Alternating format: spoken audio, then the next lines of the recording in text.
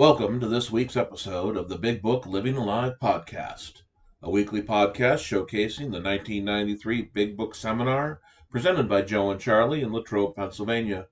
I am your host, Brad S., and I am an alcoholic. This week we get some pretty heartbreaking stories from Joe and Charlie regarding their days before they found recovery, and I think we'll be able to relate on some level to their stories in ourselves.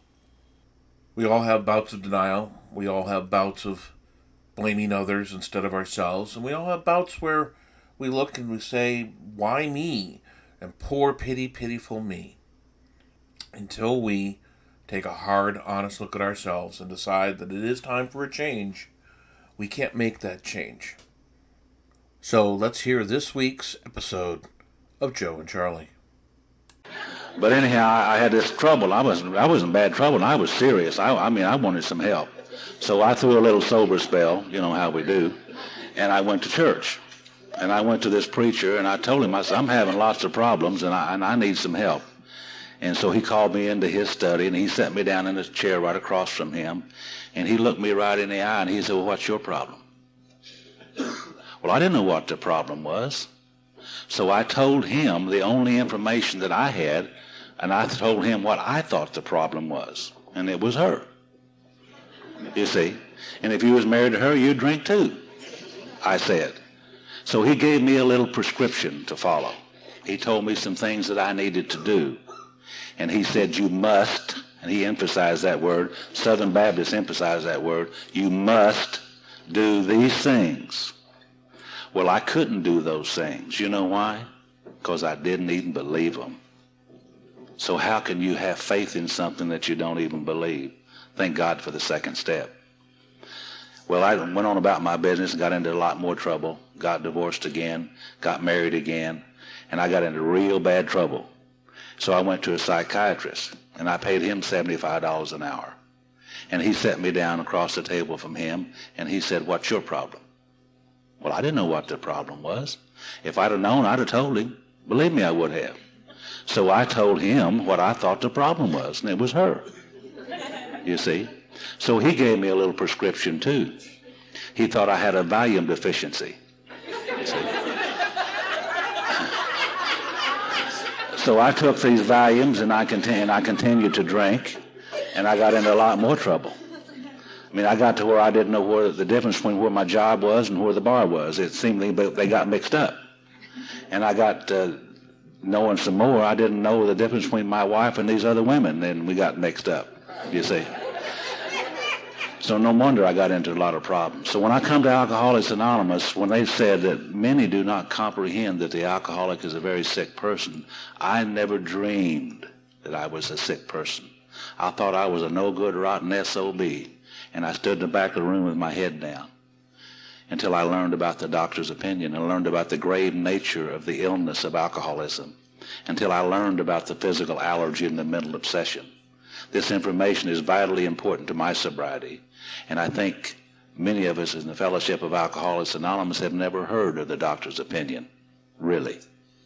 I remember one time I was on a cruise ship, and we had a little meeting over in Bermuda, and I was asked to say a few words, and I did, and I mentioned the doctor's opinion from behind the podium, which I would. And afterward, there was a fellow named Elmer. He come up to me, and boy, he was red hot. And he said, what are you reading? I said, well, what was you quoting from? I said, well, the doctor's opinion. And he said, where did you get that information? I said, well, out of the big book, Alcoholics Anonymous. And he said, where is it? I said, it was right here in the front of the book. Well, he turned around and left. Now, the next day, he comes up to me, and he's crying. I mean, really. He said, Joe, I've been a member of Alcoholics Anonymous for 39 years, and I did not know that information was in the front of that book. That's a sad story. It's a very sad story. I needed to know what the problem was. It was none of those things that I thought. It was none of those things that I thought. It was I had an illness to alcoholism. I have a physical allergy and a mental obsession, and I needed that information, and I need to know that information, and now we're going to talk some more about the doctor's opinion. Now we've come to the point where we've got to make a decision. We can take a 15-minute break, and it'll take us till about 10:15 to get through, or we can run straight through and you just go sing and get a cup of coffee as you want it, and we'll be through about 10 o'clock. What do you want to do? How many of you are in favor of taking a break? How many of you in favor of going straight through? Okay. We'll go straight through. But you ruined part of my surprise. Part of my surprise was to be or say, at the end of the break, I'm going to blow my whistle, and then it'll be time to start the meeting. I'd like for you to hear my whistle anyhow.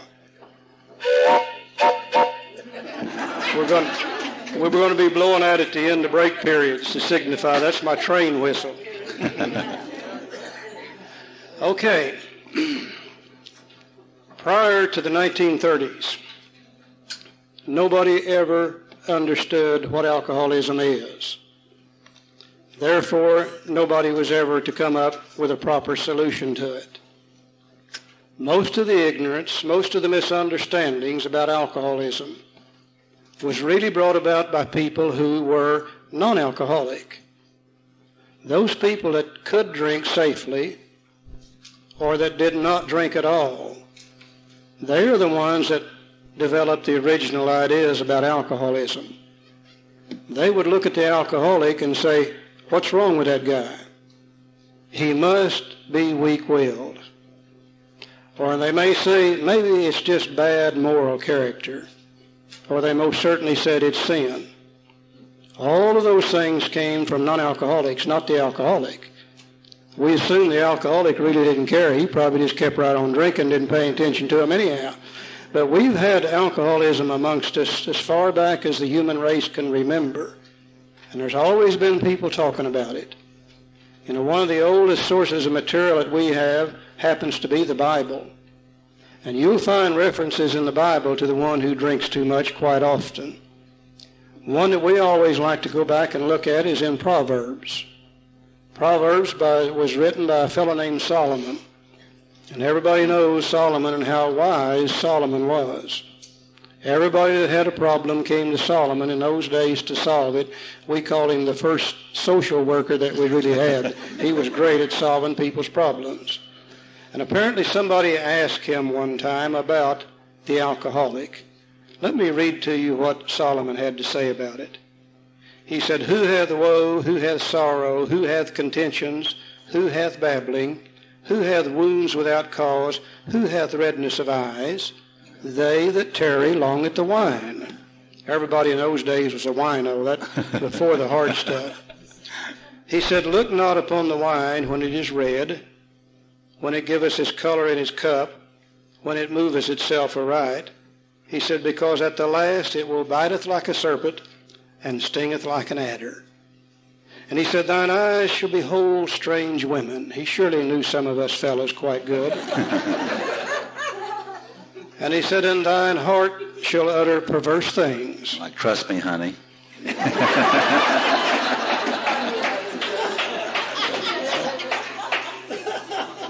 He said, yea, thou shalt be as one that lieth down in the midst of a sea. Remember how that bed used to sway around when you lay down? Or that sleepeth upon the top of a tall mast, the mast swaying back and forth. He said, you shall say, they have beaten me, but I felt it not. And he said, yet when they awake, they will seek it yet again. Perfect description of alcoholism. The same then as it is today. We really haven't changed that much. Now, from Solomon's time up until the 1930s, many people tried to define alcoholism.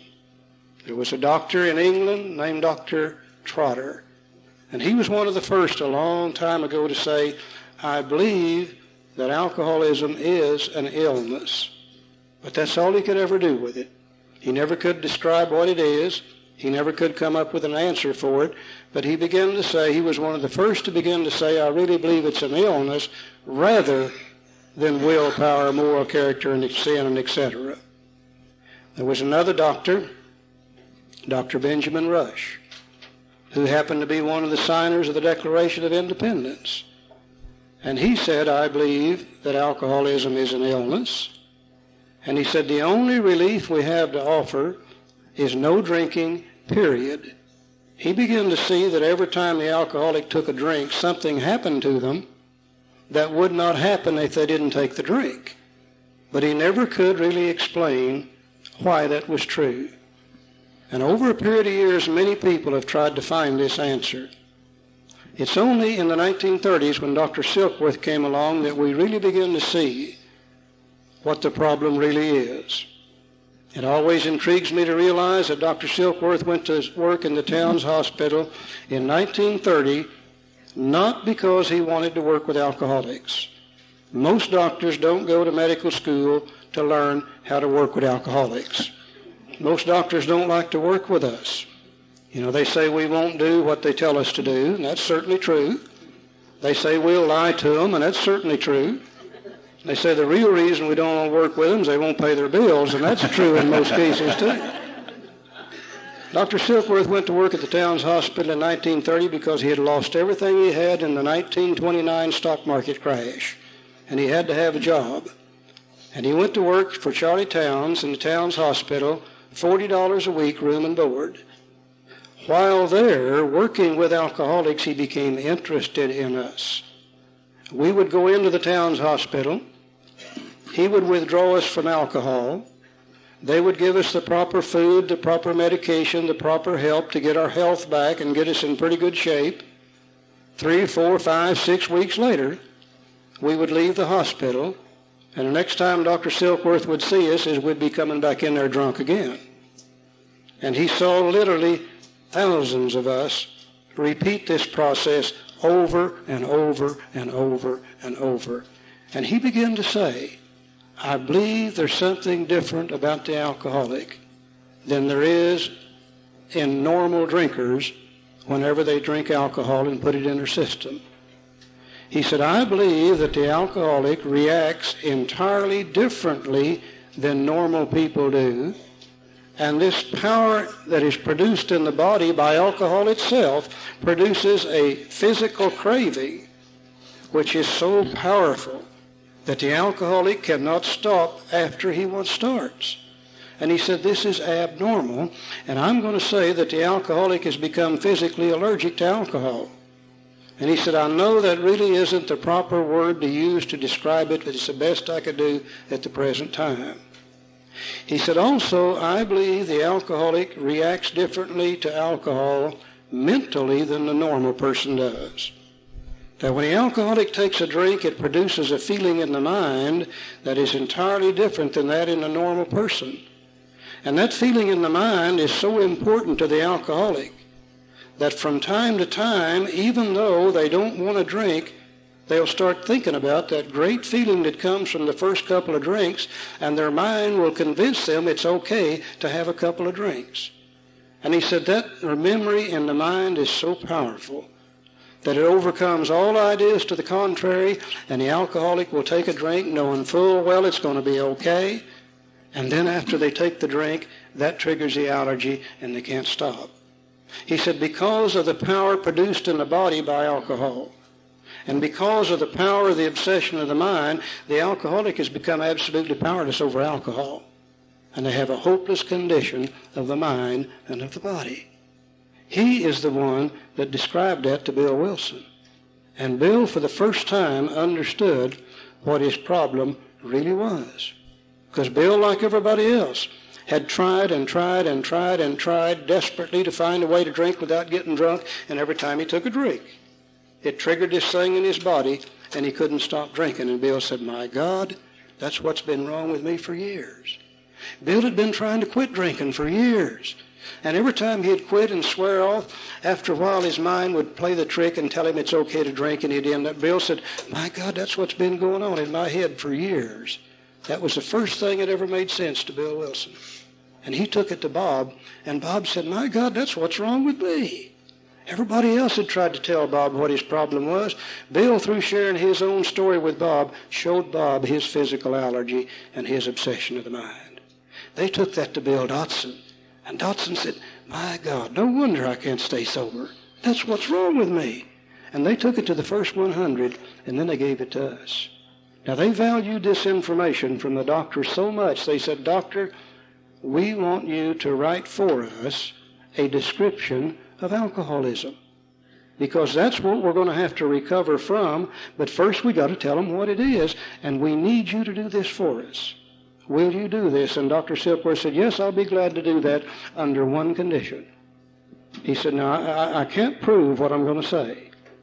And in the medical field, we don't state a fact unless we can prove it. He said, what I want you to do is let me call it the doctor's opinion.